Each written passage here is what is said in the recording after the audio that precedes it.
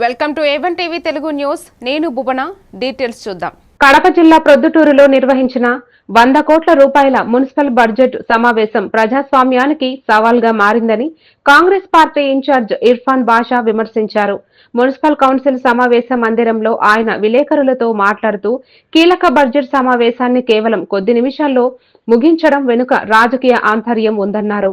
ఆదాయం, వ్యయాలు, నిధుల వినియోగంపై చర్చ లేకుండా బడ్జెట్ ఆమోదించడం ప్రజాస్వామ్య విలువలకు విరుద్ధమని అన్నారు.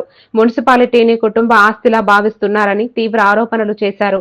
ప్రజా వ్యతిరేక నిర్ణయాలను కాంగ్రెస్ పార్టీ తీవ్రంగా వ్యతిరేకిస్తుందని, అవసరమైతే ఉద్యమాలకు సిద్ధమని ఇర్ఫాన్ బాషా హెచ్చరించారు.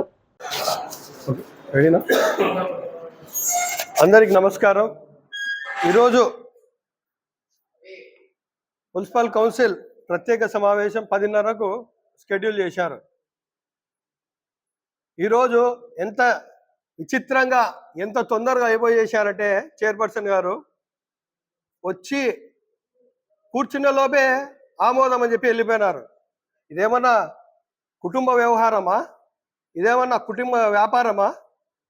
ఇది మామూలు మీటింగ్ కూడా కాదు, ఇది బడ్జెట్ సమావేశం.